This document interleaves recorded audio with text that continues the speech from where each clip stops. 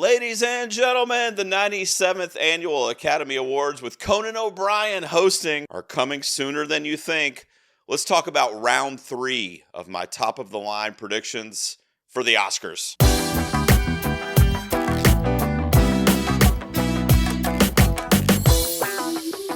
All right, guys, welcome back to the Garage. Gerald here with you. It's time to go ahead and do my third round of early Oscars predictions. I'm not diving into the below-the-line categories quite yet. I'd like to wait till I really see all of the movies before I start diving into the text and that kind of stuff. I've seen a lot more films than the last time I talked to you guys in mid-October.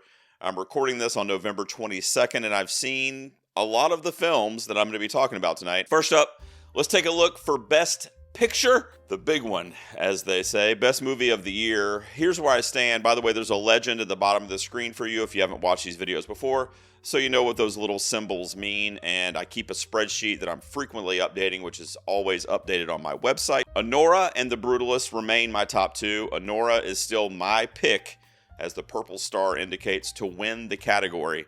I think that could change. My focus could become a little more clear as we get closer and closer to January and other awards start to come these films' way. Most notably, the Golden Globe nominations have not been announced yet, but they are coming soon in early December. So I'm looking forward to seeing what other guilds recognize what films, as opposed to just my fellow pundits and friends that I follow online, which is where I'm getting a lot of this from, and different interviews, obviously the movies that I've seen, the performances I've seen myself. But I don't think I'm alone in predicting Anora. I think that's a pretty widely predicted film right now. I did see Anora, and spoiler alert, it is my number 1 film of the year. It is extremely rare, as an Oscars lover, that my personal favorite film of the year also wins Best Picture. In fact, if memory serves me correctly, I don't know that that's even happened in recent memory, with the exception of Parasite in 2019. That was my favorite film of that year, and it ended up winning Best Picture for Bong Joon-ho. It just doesn't happen very often. The reason I bring that up is because I may be wrong here. History has not been kind to me with my favorite film walking away with the prize, but right now I've got it as the most likely to get nominated and also the winner in picture. I also moved Conclave and Blitz up. I saw both of those films as well. Conclave is going to be a huge Oscars player. That is going to play to the 50 and older crowd, which a lot of the Academy members are in that bucket. It is just an Oscar-friendly film. It's an Oscar-baity film from Edward Berger. Ray Fine gives a tremendous performance. We'll talk about that here in a minute. Also, some great supporting performances in that movie, and it's directed flawlessly. Set design, costumes, all that stuff is going to be up for grabs. Score for Edward Berger for Conclave. Look at the cross there. The cross indicates it's a new entry into the category, and we've got some shakeups in round 3. A couple shakeups here for picture. Wicked, part 1, by the way. I shot into my best picture predictions after seeing it about a week ago as I'm recording. It is such a feel-good movie. It is going to make a gazillion dollars at the box office. Theater kids are going to love this thing. People with old Hollywood ties are going to love this thing. It is going to bring in the elements of Broadway, of course, being adapted from a Broadway musical. It's going to bring in just the grandiose spectacle of the movies, much like a Dune Part 2, which I also have on this list, unchanged, by the way. But Wicked is the feel-good movie of the year, most likely, and definitely the feel-good movie of the holiday season, of award season. I think it is just going to be such a huge hit. And every year, the Academy will insert a couple of general audience films, a couple films that did make a boatload of money. Of course, we're looking at Oppenheimer and Barbie last year. Of course, Oppenheimer was the notable best film of the year and ended up winning that prize. But nonetheless, what you've got here is you've got Wicked taking that stand. You've also got Dune Part 2 right there, unchanged for me, right in the middle of the pack there.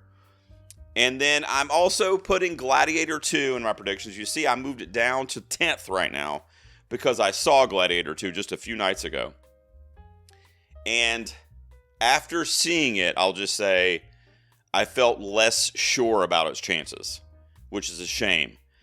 But the first film in 2000, Gladiator, won Best Picture. Russell Crowe won Actor. It won a number of tech awards. Ridley Scott was nominated.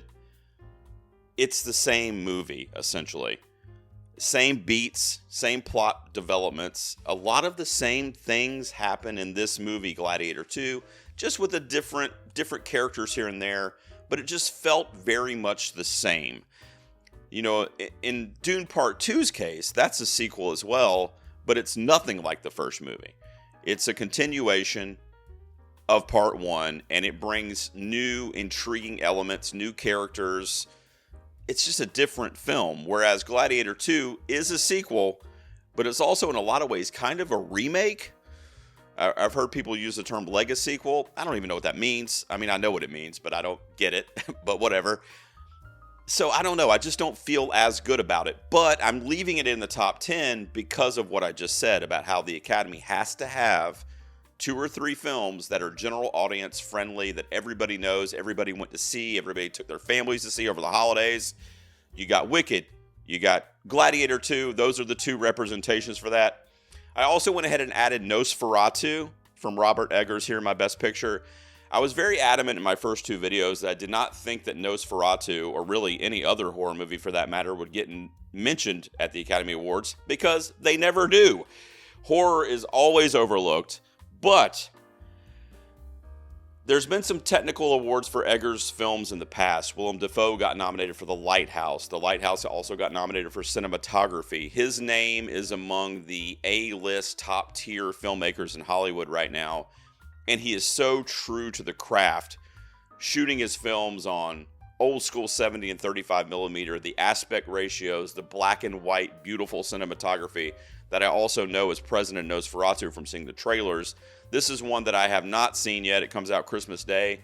My local area most likely will not be doing a screener for this, which sucks because when I did my most anticipated films of the year all the way back in January, Nosferatu was top of the list for me. And I'm not going to get to see it till the dead end of the year. But what I'm doing is I'm putting it out into the universe. And I know I'm not the only one in the pundit community, but I'm putting it out there. Nosferatu, Oscar nomination. It would be the first horror movie to be nominated for an Academy Award since Get Out.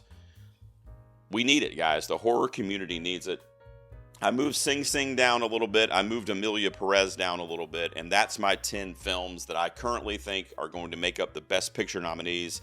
I saw Emilia Perez. It was a fucking train wreck. That's my personal opinion. Our review is up on the site if you want to see it. I'll put a tag up here for you if you want to watch our Emilia Perez podcast episode we did last week. But I think it was borderline offensive to the trans community. I think the musical numbers were lackluster and practically whispering. There was one really, really good number that Zoe Saldana had, but that was it out of like 20 songs. It just was not a memorable piece of filmmaking as a musical. And then it also missed as a movie because the narrative was all over the place. The screenplay was not good, in my opinion. So aside from the really, really good performances in that film, it just didn't have a lot else going for it. But I do still have it in the 10 because people in the critical community and the awards community, if you're looking at the Cannes Film Festival, it won the jury prize and the ensemble actresses as well. But the jury prize winner has a good record of transitioning over to the Academy Awards. So right now I have it towards the bottom of the list, but I'm leaving it in my 10. That's my Best Picture nominees as we're sitting here right now. All right, next we will move on to lead actress. Actress in a leading role, Mikey Madison for Anora. I'm hopeful for an Anora sweep in a lot of these major categories because of my affinity for the film. I already told you guys it was my #1 film of the year. I just swapped Mikey Madison and Angelina Jolie. I saw Maria as well, which is going to be a Netflix property in December. It's going to be streaming on Netflix. I got to see a screener for it on the big screen. Angelina Jolie is phenomenal in the film. It is a really transcendent performance, transformative performance. What Pablo Larraín typically does is he does these films based on these agonizing, triumphant, complicated women in our history and in our society, and their performances are among the best of that particular actor's career. It happened with Kristen Stewart and Spencer. It happened with Natalie Portman and Jackie. although maybe her performance in Black Swan, but it's pretty close there. Very transcendent, top of the resume performances for these actresses. And we got it again from Angelina Jolie here. The problem is, I don't think Maria, aside from maybe score, maybe costumes, is going to get a lot else from the Academy. I'm not doing those predictions quite yet, bottom of the line, but I just don't see the movie being lauded for much more than the performance.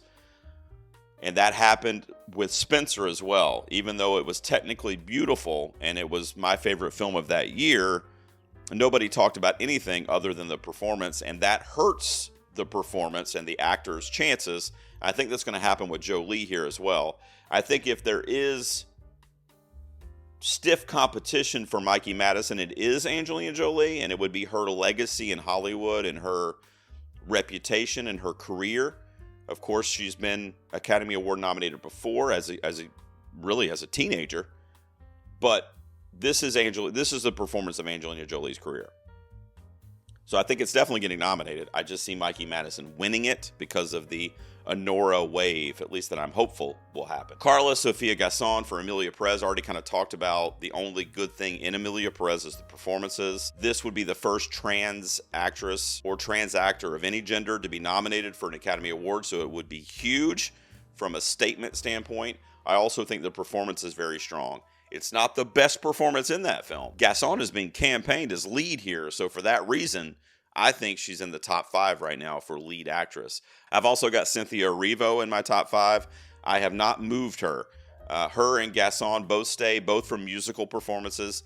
Cynthia Erivo portrays Elphaba in Wicked. I'm leaving her in the 5. I don't think personally that she's in the top 5 strongest in this category, but I think the popularity, no pun intended, of Wicked and Erivo's just kind of lately been on fire with her performances. I think she stands a really good shot at being nominated here. And then rounding out the top 5, I just moved up Marianne Jean-Baptiste for Hard Truths, a film that I have not seen and I don't know a whole lot about, but I see her name all over the place, and I know that she's a powerhouse actress, so I expect a really, really good performance from her as well, enough to get her into that 5. Now, with that being said, Gasson, Erivo, and Jean-Baptiste, those 3, in my opinion, are interchangeable right now. I think the only 2 locks, and I don't really use the word lock in November, but the only 2 that we have a little more certainty on are Jolie and Mikey Madison. The other 3 could vanish by January or could be number 1 possibility by January. With that being said, you have actresses like Demi Moore in The Substance, Nicole Kidman in Baby Girl, and Saoirse Ronan in The Outrun.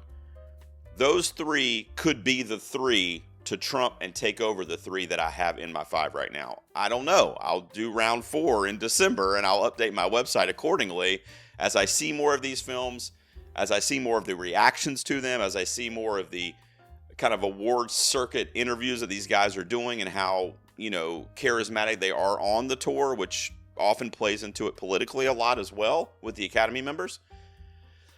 I want Demi Moore to be in the 5. Much like I said with Nosferatu, the horror bias scares me, and because of the horror bias, I can't put her in there quite yet. I need to see that people in the Academy are buying into the performance, because it is a fucking wild movie. It's in my top 5 films of the year. I think Demi Moore gives a performance unlike anything we've ever seen, not just from her, but period. In a role that kind of mirrors her career in Hollywood and kind of the plight that a lot of actresses as they get older in Hollywood probably feel. And it's an important film for that reason, but it's also kind of a comedic body horror, gross, shocking, vile picture. And I just don't see the Academy voting for that. I really don't. I hope I'm wrong. Whereas you have a film like Nosferatu, which is stemmed from a 1922 old Hollywood silent era, kind of this film that's held up on a pedestal in the history of Hollywood, kind of an adaptation and spinoff of that, directed by this very visually striking filmmaker. But as much as I admire the substance, and like I said, it's in my top 5 of the year right now, I just don't see the Academy going for it. I hope I'm wrong. So I have her right outside my top 5 because I'm waiting for somebody to convince me to push her into that 5. Nicole Kidman for Baby Girl, I did move up a couple spots here because I've dropped Amy Adams down for Night Bitch. I haven't seen Baby Girl or Night Bitch yet. I've heard that while Adams' performance in Night Bitch is stellar as this kind of ailing mother with postpartum or whatever, dealing with the elements of motherhood, the comedic kind of slapsticky kind of vibe of the film is going to hurt her chances to be nominated there. I don't like that. I want her to be nominated. I hate when Amy Adams she's like a lifelong snub by the Academy. So I dropped her down for Night Bitch. I moved Nicole Kidman up. And then I've also got Saoirse Ronan I just added for The Outrun. I saw The Outrun a couple months ago, and I just don't think people are talking about it enough. I don't think it's being promoted enough and lobbied enough until like literally this week. I've seen more stuff about it. I've gotten an FYC ad for it, and she is phenomenal in it, but it's a pretty mediocre film. I mean, there's not a lot of depth to The Outrun, aside from the compelling performance and arc that Ronan goes on in the film. But the dialogue and the screenplay does not help tell her story. It's all in her performance. And it is amazing. It's one of the best of her career, which she's done nothing but bangers, honestly. Every performance she's ever done is the best of her career. So I will talk about it in a second, but I think she stands a chance to walk away with gold in another category. But we could see her name show up more and more from The Outrun. And then I'd also added Fernanda Torres from I'm Still Here, a movie I just saw. Man, what a powerful, just gut-wrenching performance. You talk about motherhood. I mean, this woman who's holding this family together after losing her husband so abruptly in a very uncertain way. Is he dead? Is he missing? Was he killed? Is he coming back? Is he being held prisoner of war? You know, and just the uncertainty of that and having to hold this family together and raise, I think it's 5 children that they had at the time of his disappearance.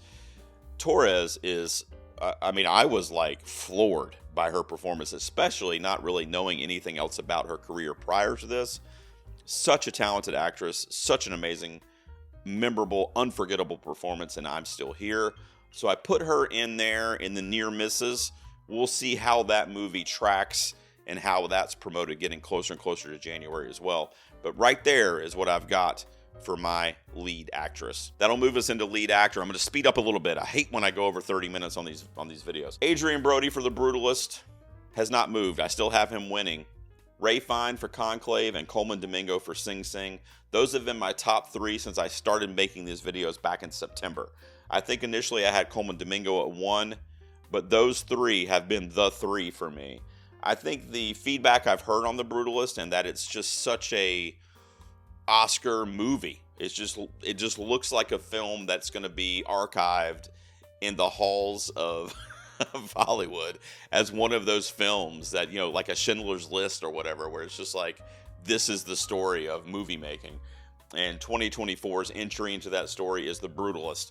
And I just think that Adrian Brody is such a celebrated actor, and it's such a juicy role for him. Now, with that being said, I moved Timothy up. Timmy Chalamet, my guy. I moved him up a spot for A Complete Unknown. I just got my invitation to my screener. I'm going to go see it in a couple weeks. I cannot wait. Maybe that'll change after I see it. James Mangold directing a biopic about a rock musician or a very influential musician from the 60s. Always hits with me. I love it. So I hope Timmy is in there. I mean, he would be the youngest actor ever to win an Academy Award if he would win. But look at those 3 names above him. I mean, can he beat those guys? I hope so. I don't know. I just switched him out with Daniel Craig, though, who would round out my top 5 currently for queer. I think it's Daniel Craig's turn to be nominated, and I've heard that it's a pretty awesome performance in Luca Guadagnino's gay love story. So I'm looking forward to seeing Craig in that. I have not seen that one yet either. I saw Sebastian Stan in The Apprentice, though, and I'm not a Donald Trump fan, but holy shit, talk about transformative. The dude had the mannerisms, he had the walk. He had the speech of Trump, but he also brought an element of personality to it, because, we see Trump as this, like, celebrity figure or whatever. A lot of people would think as a vile figure, but Sebastian Stan brought a element of humanity to that character and was just such a good performance. I just think in the political climate, especially with the results of the election, the Academy obviously is heavily liberal. I don't see them awarding a performance that portrays Donald Trump. But I will say that it's a pretty anti-Trump movie. Trump is a sympathetic figure in the first half of that film, and Jeremy Strong is really the villain in that movie. But then the tables kind of turn, and he turns into the Trump that he is today in the movie. So it's not a pro-Trump film. It's not glorifying Trump as a figure in popular culture. So maybe they will find their way to give it a shot. I don't know.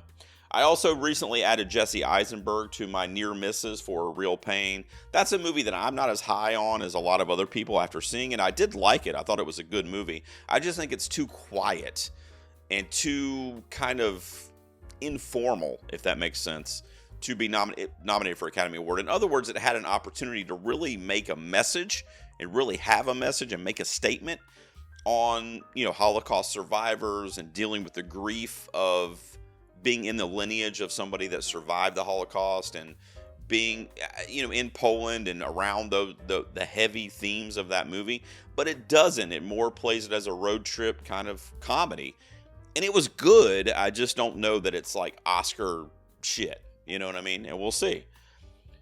Paul Mescal, Ethan Heresy for Nickel Boys are staying put right now for Gladiator 2 and for Nickel Boys. I saw Gladiator 2. Paul Mescal's great. He's great in it. I just don't think it's like we have to nominate this for the best actor. I mean, I've got him as a near miss. By the way, I think this is the weakest category. There's still some movies I need to see, but I think this is the weakest category in terms of performance, in terms of top of the line. Joaquin, and this proves my point because I have Joaquin Phoenix still in here at number 10. I dropped him all the way down to the bottom. I don't have anybody to really replace him yet. Don't get me wrong, it's a great performance, but it was a better one in Joker, and he won for that already. So I don't think he's going to be nominated. I definitely don't think he stands a chance to win. Nothing against his performance in Foley, I do. It was just a heavily divisive film. I didn't like it very much. So right now I've got him at number 10, but eventually he'll be out of there, and I've got to see some more movies to see who I'm going to replace him with. Supporting actress is a category that got all kind of shaken up. Let's look at it. Zoe Saldana is staying at the top for me for Emilia Perez. She literally carried that film to turn it from the worst thing I've ever seen to mediocre. And it's her performance, and really Gaston's too, that do that with Emilia Perez. Because the songs aren't doing it, the screenplay is not doing it, the narrative's not doing it, the anti-message is not doing it. It's Saldana and Gaston. But Saldana is being campaigned in supporting actress, which is weird to me because she's the lead in that film. I mean, I'll just tell you, she's in 80% of every frame of Emilia Perez. She's not the title character, that's Gaston, but Zoe Saldana has the main character arc, which is strange since she's not the titular character. But her performance is the best one in the movie, and I think it does deserve an Academy Award as I'm sitting here right now, at least of the ones that I've seen personally. I've not seen The Brutalist yet, but I think Felicity Jones is right there. I think she could be the winner. She could be the runner-up. I've got her as the runner-up right now. And then look who I added. I moved Danielle Dedgeweiler from lead to supporting because I finally saw The Piano Lesson. This is another one that could be considered a lead performance based on screen time and the kind of how the narrative in the film follows a character. It really is Dedgeweiler in this film. And not only that, Dedgeweiler, it just soaks up every ounce of energy when she's on camera in this movie, and really in any movie I've seen her in. She's just so charismatic and just so alluring in the film. And you can't help but just hang on every word that her character goes through in The Piano Lesson. She is the one performance in that film that is a giant standout.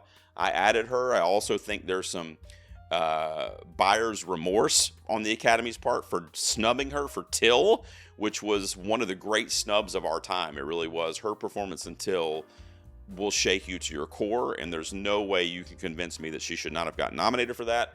And I think maybe they make up for that a little bit here with The Piano Lesson. And then Ariana Grande Where are we at? RNator, what are they called? RNators or whatever? Where are we at, guys? I mean, I put her in there. I put her in the 5. She absolutely blew me away in Wicked. So funny, so charming, so just like good. And then she has this like little element of like mischief to her. She's a little mischievous. She's a little rebellious, but she's good. She wants to help her friend.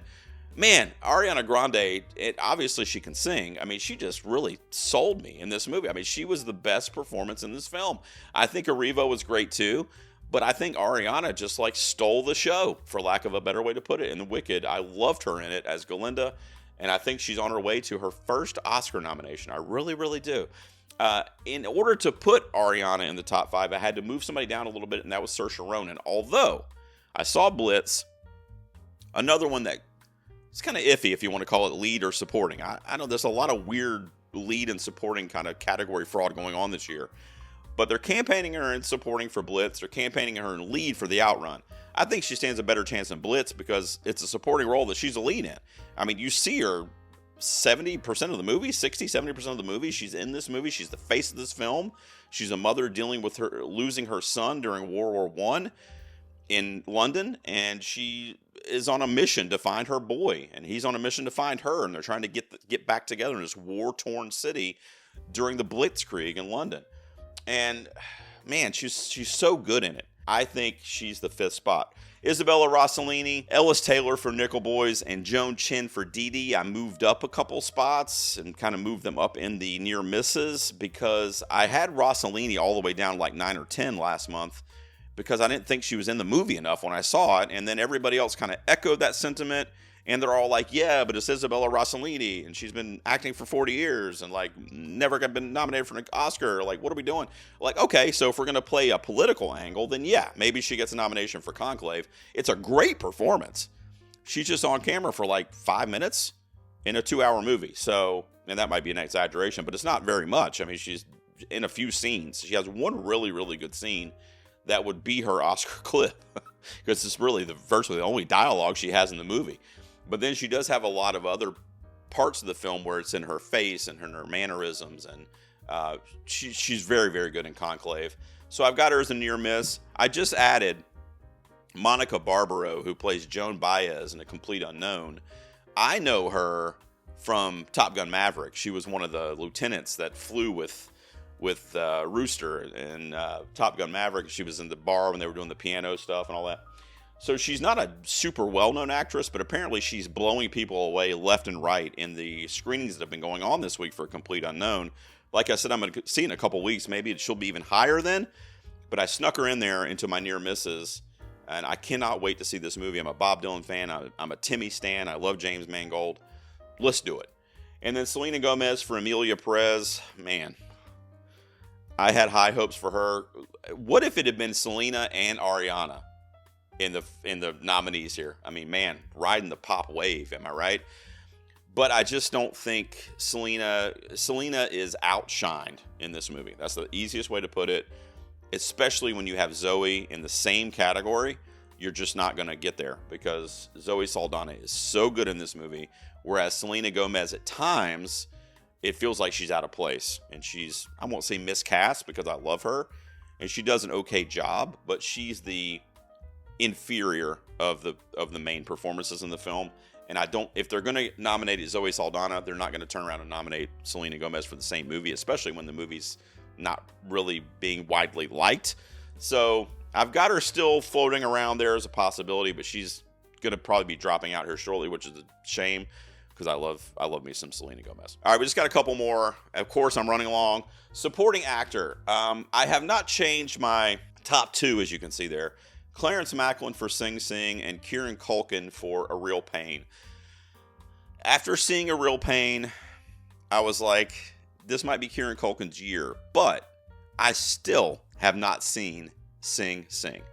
I do not understand what A24 is doing with the rollout on Sing Sing, and I feel like it's a shame because I talked about this on my last video. I just think the narrative for Sing Sing and that Macklin is basically playing a version of himself when he was in prison in these theater troupes and in jail doing these plays for the inmates and stuff.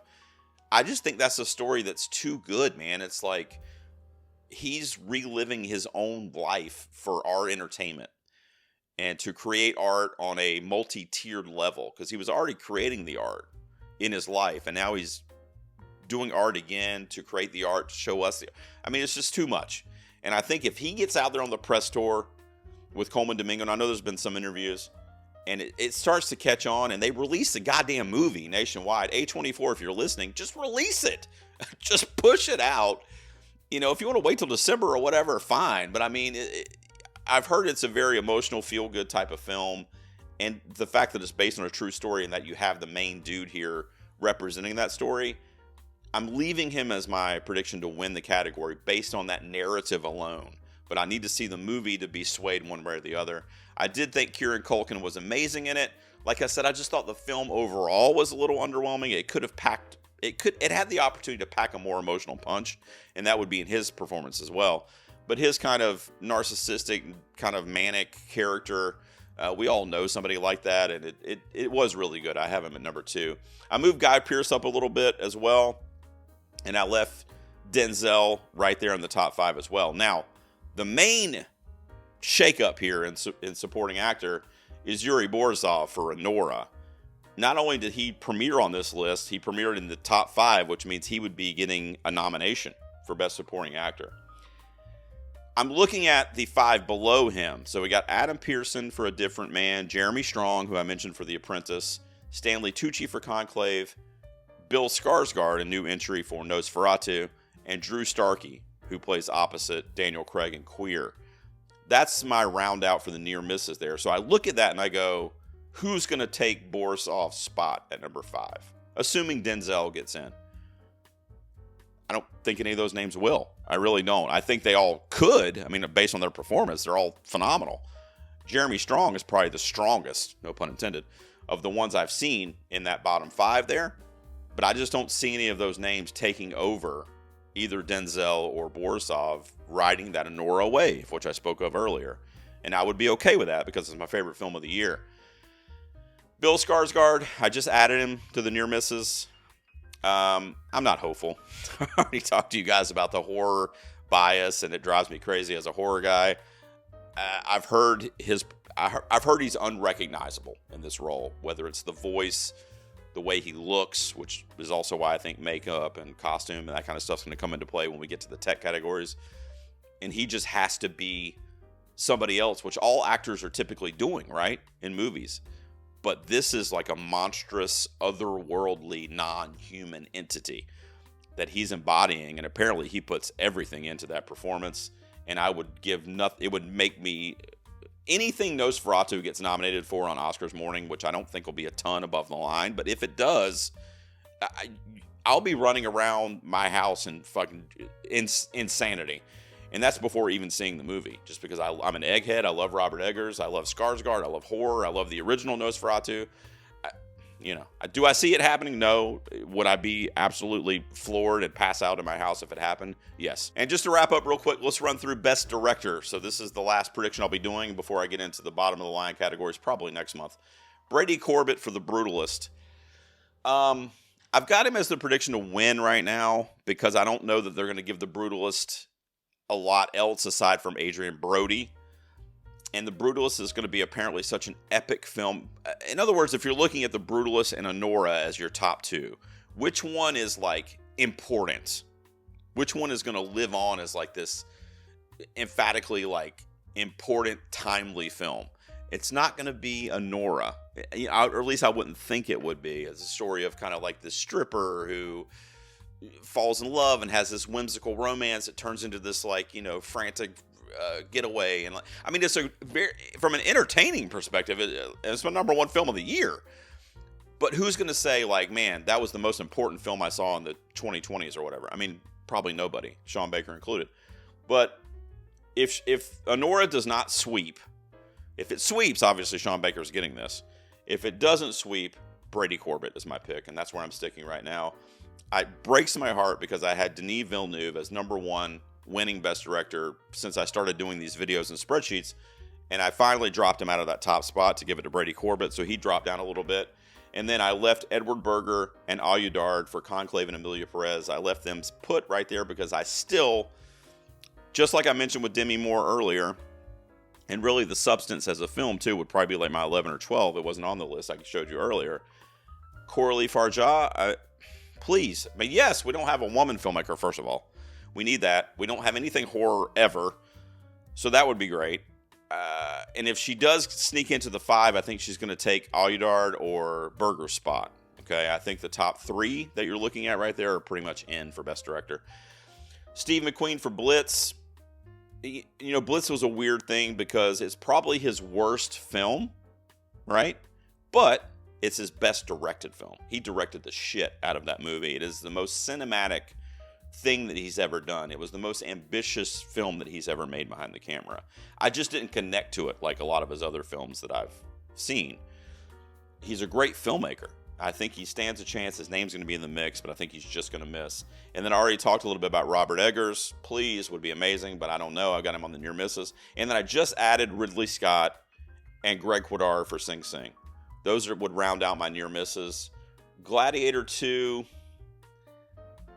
I mentioned earlier, it's too much like the first one, and he's already been nominated for that.